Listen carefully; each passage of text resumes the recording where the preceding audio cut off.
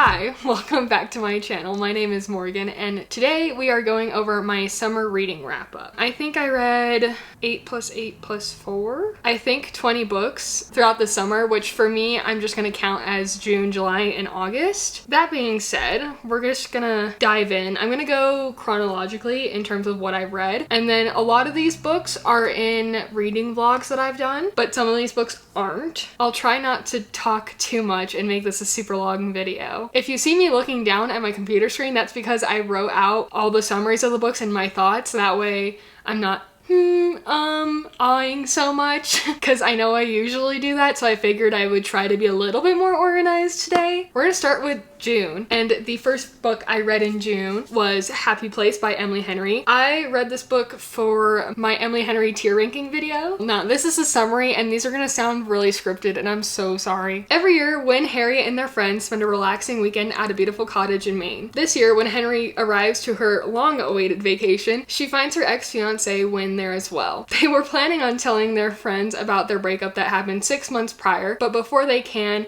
it is revealed that the cottage that they're staying at is actually being sold, so this will be the last summer vacation that they will have together at this place. So in order to kind of just protect their friends' hearts and make it the best vacation since it is going to be their last, Wynne and Harriet decide to pretend like they're still engaged. I have so many thoughts about this book. First of all, you have the fake dating, which automatically, I love. Fake dating is probably, I think, my favorite romance trope. I don't know why. But this is also a second chance romance, and I don't really like second chance romances just because I'm like, if you couldn't make it work before, what's gonna change the second time around? However, this book made me believe that a second chance romance can happen, and that's mostly because you can tell right away that Wynne and Harriet are so in love with each other still. Their banter in this book is also so good. I just really loved how it wasn't just about Wynne and Harriet. Like, of course, that was a major plot line and major themes throughout their relationship, but there was also just a lot of exploration on what friendship means as you get older. So I think that Emily Henry does just such a great job of navigating that kind of weird way that friends separate and come back together throughout life. Not to spoil the video if you haven't seen it, but this was my favorite Emily Henry book out of all the 5 that I read. This is like a 6-star read for me. The next book I read was on Kindle Unlimited, and it was The Bodyguard by Catherine Senner. This book follows heartthrob actor Jack Stapleton, who has a stalker, and so Hannah is hired to be his bodyguard. However, when Jack has to go back home to be with his sick mom, he doesn't really want his family to know about the stalker situation, and so him and Hannah pretend to date so she can still be there to protect him, but he's not worrying his family. Can you tell that fake dating is my favorite trope? That's like most of the books I read. This one was actually pretty cute. It was really short, I think like 200 something pages, and the banter between the two, it also has that kind of like big city girl figures out how to live life in a small town type of situation. That's not like the main point of it, but it kind of has those vibes. So yeah, I did like it. I didn't love it, and I think that's mostly just because the main male character is a superstar, and so it just kind of, to me, read like a fan fiction. It just didn't feel like believable. It was still a really quick and easy read. I think I ended up giving that one 4 stars. Now that I like look back on it, it might be like a 3.5. It doesn't really stick with me that much, but it was fun. Next, also on Kindle Unlimited, I read Throttled by Lauren Asher. That is the first book in the Dirty Air series. So Maya's big brother is a Formula One race car driver, and he ends up signing a contract with one of the best racing teams in Formula One. However, his teammate is his biggest rival, Noah. For this upcoming season, Maya actually gets to travel with her brother, but that also means she's traveling with Noah, who she shouldn't be attracted to because it is her brother's biggest rival. But of course, a little bit of a attraction sparks between the two, and that's kind of what the book is about. I read this book because I mostly liked the Dreamline Billionaire series. I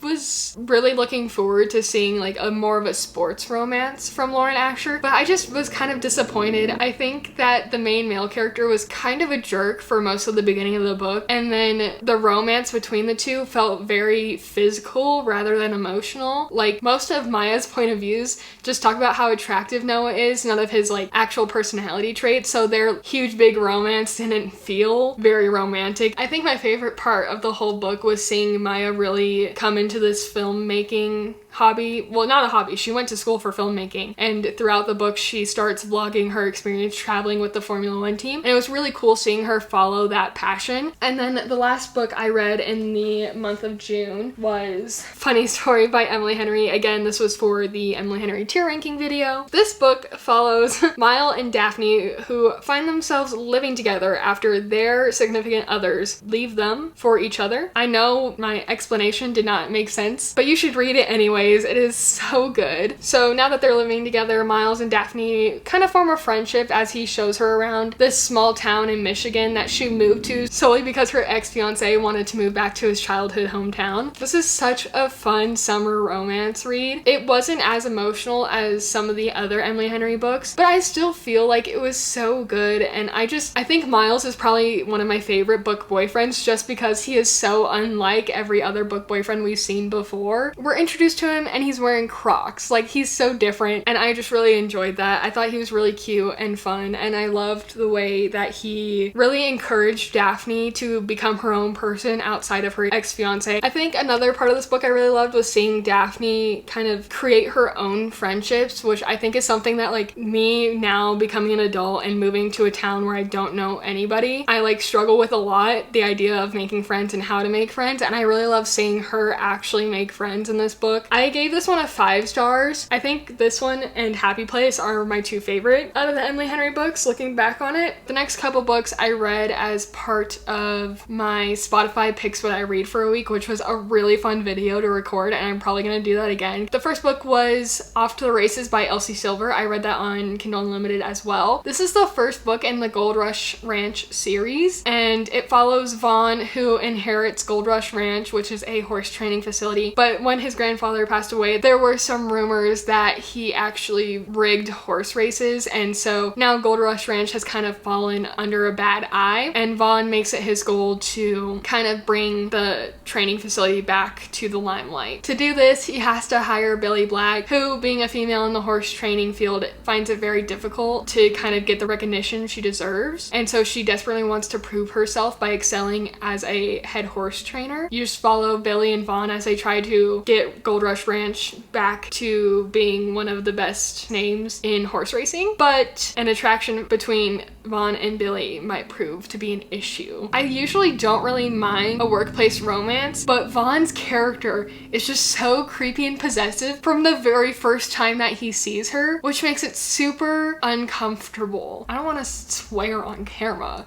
but I feel like Billy Black was such a badass character. Like, she stuck up for what she believed in, she protected the horses she was training. I think that Billy and the actual horse racing parts of this book was what made it a 3-star read for me. I think Vaughn just really kind of ruined that romance aspect of the book. The next book I read was Icing Hearts by J.J. Wright. This book follows Clara, who has a crush on Victory, the high school hockey superstar, but that's all it's ever been, a crush. But that is until Victory and Clara get assigned to be partners on a history project. After working together and kind of sharing some deep secrets, a connection forms between the two of them, but there are quite a few outside factors keeping them apart. I knew nothing about this book going in. I didn't even know this book, and I was actually really pleasantly surprised.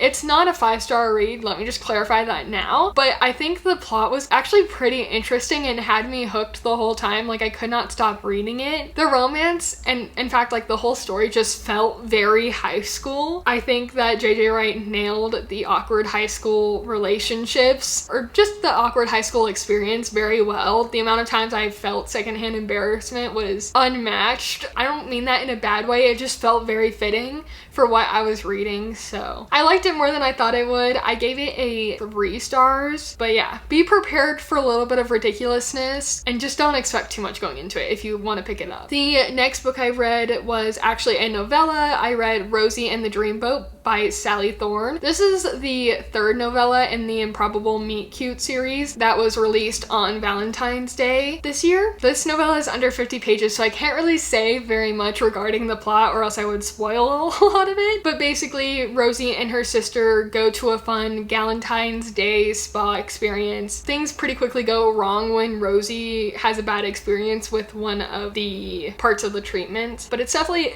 an interesting little read. It's really fast, kind of ridiculous to be honest. It just felt too rushed compared to some of the other stories that I've read from that little collection. It is the shortest one, but that also makes the romance feel very rushed. I don't know, it's a short story, so I can't really judge it too much. The next book I read was Rivals by Katharine McGee. This is the third book in the American Royal series. Since it is the third book, I can't say too much without spoiling the previous two books. In this series, America, like the United States, has a monarchy that descends from the first king of the US, which is George Washington, and each book follows 4 women, 2 of which are princesses, and then the other 2 are connected to the royal family in different ways. But this book in specific kind of focuses more so on the other 2 characters who aren't princesses. They have been rivals throughout the whole series, and in this book we actually kind of see them get to work together, which I think is probably my favorite part of this book. One thing that I didn't have an issue with in the previous 2 books, but I did in this book, was having 4 different point of views.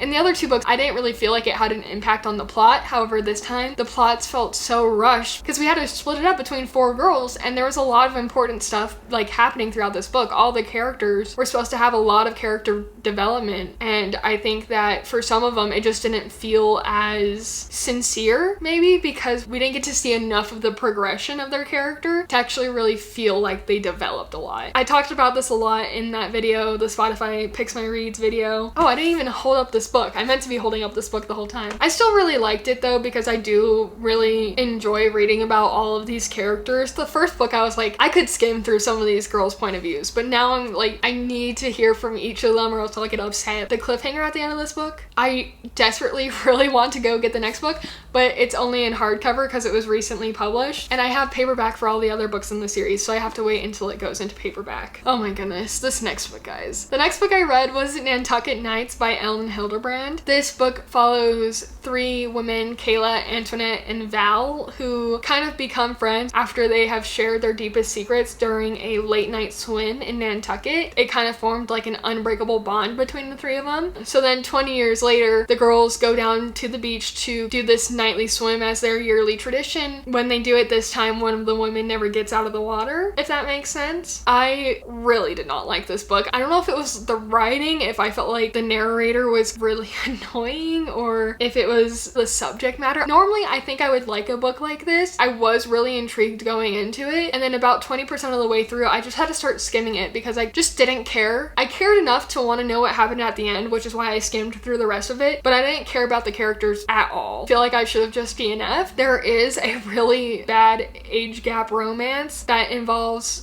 one of the women and a high school senior, but it's okay because he's 18.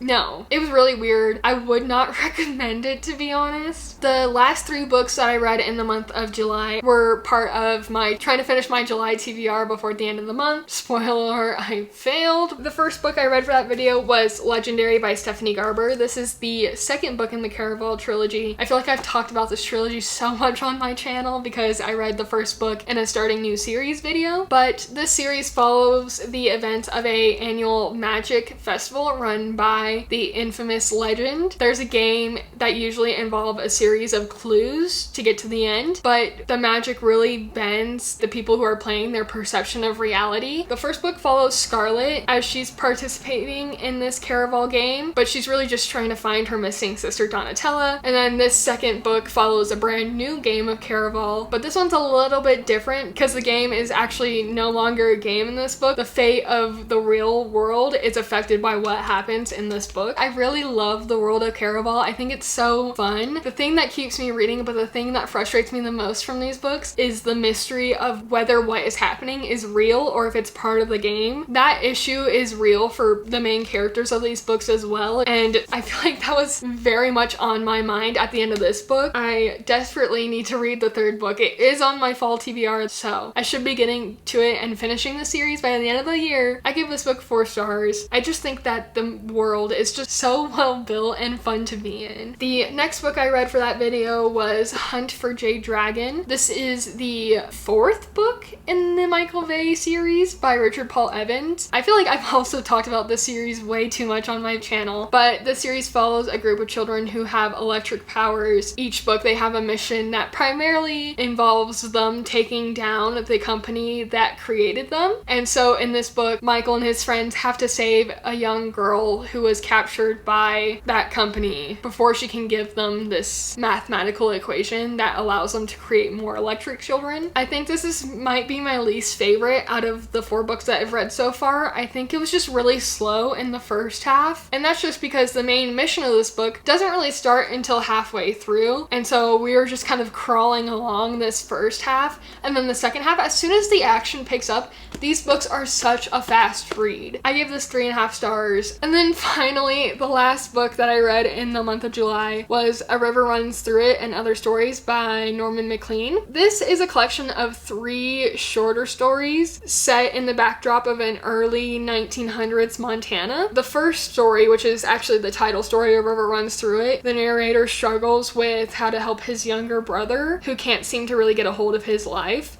And then the other 2 stories are about the narrator as he works as a lumberjack, and then the other story is him working as a forest serviceman. I think the first book in this collection is by far the best out of all of them. The theme of like trying to help friends and family without really knowing how to is something that every reader can relate to, whereas other 2 stories very much felt like a product of their time. I think I gave this 3 stars, but honestly it's probably like 2.5. The other 2 stories were just, I didn't find them interesting at all. I kind of skimmed them, to be honest. Wow, I've done so much talking. My throat is getting scratchy. But we still have 1 more month left with 8 books. So I started with The Summer of Broken Rules by K.L. Walther. This book follows Meredith, who has gone to her family's property on Martha's Vineyard every summer for a vacation until the death of her older sister, and then her family just kind of stopped going. But now her cousin is getting married and the whole family is heading back to the vineyard for the wedding. Keeping up with a family tradition, a massive game of Assassins is gonna be played during the wedding week, and Meredith finds herself forming an alliance with one of the groomsmen. This was a really fun but also emotional read. It was so sweet. I really liked the themes of grief that this family has to face, like being back on this place that has so much memory of her older sister and kind of trying to honor her through this game of Assassins. Surprisingly, the romance didn't feel very rushed, even though this book literally takes place in a span of 1 week. But I really thought that the game of Assassins was so unique and fun. It brought so much suspense and excitement to the book that really could have easily been overpowered by the emotional themes of grief. The next book that I read in the month of August was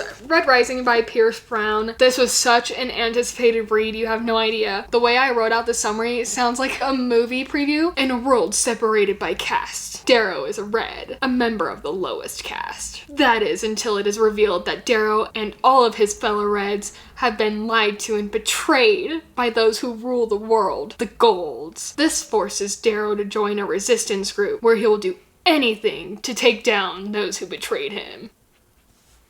It sounds so dramatic, but the book is dramatic, okay? This is a sci-fi, but this is a drama. Actually, I don't know if it's sci-fi or fantasy, but it's a drama. This was good. The world building is done so well. I never felt like I was being info dumped. I never felt like I was struggling to keep up with what was going on. I was just so impressed by Pierce Brown's ability to create such an interesting world and really get the reader involved in it. It wasn't quite a 5-star. I think there was a lot of really gory scenes, and I feel like it was just gory just to kind of like be dramatic like that, but I'm really excited to read the next book. I highly recommend, even if you don't like sci-fi, just give this a try. Next up, I have Caught Up by Liz Tomford. This is the 3rd book in the Windy City series. This book follows Kai, who's a professional baseball player, but he is also a single dad who is really struggling to find a nanny to watch over his toddler while he's playing regular season games. And then Miller is a highly highly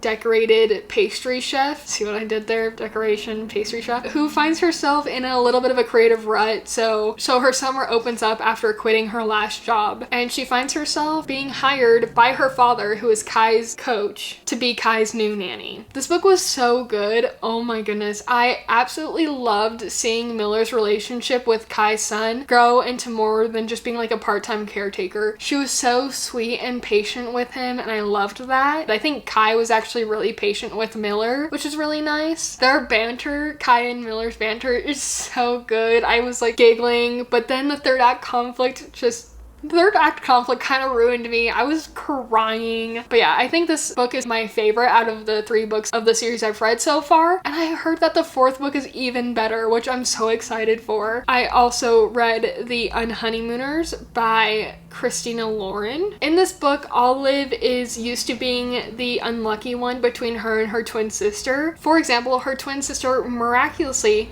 was able to get her whole wedding paid for by winning a bunch of like different contests. However, Olive's luck seems to change when her twin sister is unable to go to her all expenses paid honeymoon in Hawaii. Olive gets to go in her place. There is one catch though. She has to go with kind of her enemy, Ethan, who is her twin sister's husband's brother. They don't like each other, haven't ever since they met, and so now they're going on this vacation together. I went through like a range of emotions while reading this book. Like the first part, I don't want to say almost DNF'd, but I just was not interested in it really. I don't think the writing was really working to keep me engaged. But then, and of course, they have to fake date on this vacation, and the fake dating trope comes through once more, and I actually ended up starting to enjoy the book quite a bit. I thought that like actual part where they were in Hawaii and fake dating was so fun. Their romance was really sweet, and then we get to the 3rd act breakup, and personally, I don't think that 3rd act breakup could have been resolved. I just don't think I could get over a breach of trust like that, so I kind of really lost faith in the romance and just kind of didn't really like the rest of the book. So I ended up giving it 2.5 stars. The next book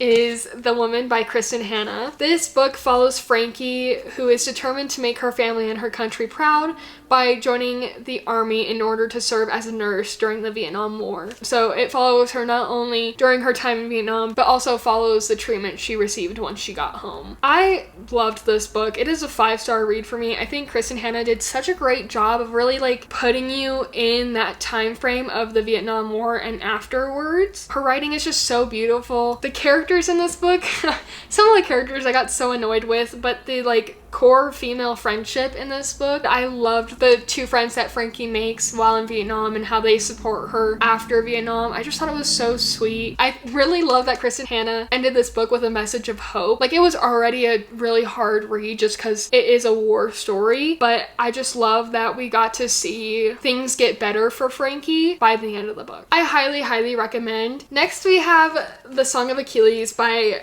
Madeline Miller. I read this in a bookshelf scavenger hunt video. This is a retelling of the Iliad, which follows Patroclus as he becomes a close companion to Achilles. It follows them from their childhood to this big war between Greece and Troy, which is the story of the Iliad. I have so many thoughts when it comes to this book. First of all, the writing is absolutely gorgeous, which I think is really fitting for a book that tells a story as legendary as the Iliad. This book left me with like a lot of questions regarding the impact pride and legacy has upon people, like the lengths we'll go to keep our names, to keep ourselves in people's memories long after we've gone. Ultimately, I found out that Patroclus is a much more forgiving person than I will ever be, because I think the end of this book had me way more frustrated than sad. I can definitely see why a lot of people consider this their favorite book, but I think the mixture of me being super frustrated by the characters and then also me not really knowing much in terms of Greek mythology didn't let me quite connect to this book fully,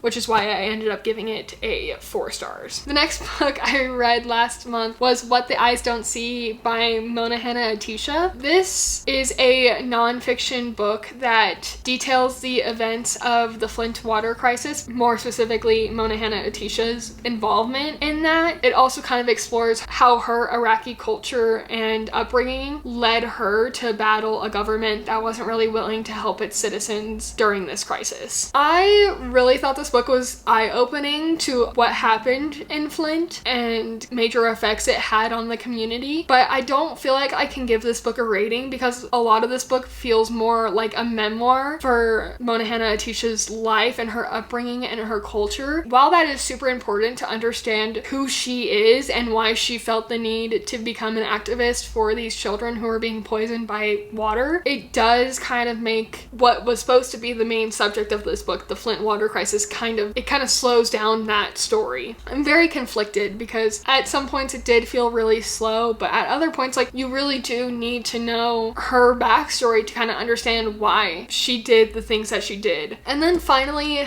the last book I read this summer was Powerless by Elsie Silver. This is the third book in the Chestnut Springs series. My camera is dying, so I guess I'll have to be quick. This follows Jasper and Sloane, who were childhood best friends. This follows them 18 years later when Jasper helps Sloane escape from her wedding. This book was super good. I didn't like it as much as the other two books in the series though. I think that's just because it felt really repetitive at points. Just Jasper's backstory and Sloane's like uncertainty with her life. But I loved how much they were there for each other and how you really felt like they were soulmates. They felt like they were the only people who understood each other, which I really liked. Those are all the books I read this summer. Tell me what was your favorite book of the summer. I honestly don't think I could pick. Maybe Happy Place. Maybe I can pick because Happy Place was so good. Let me know your favorite book of the summer in the comments, and thank you so much for watching, and I will see you in the next video. Bye!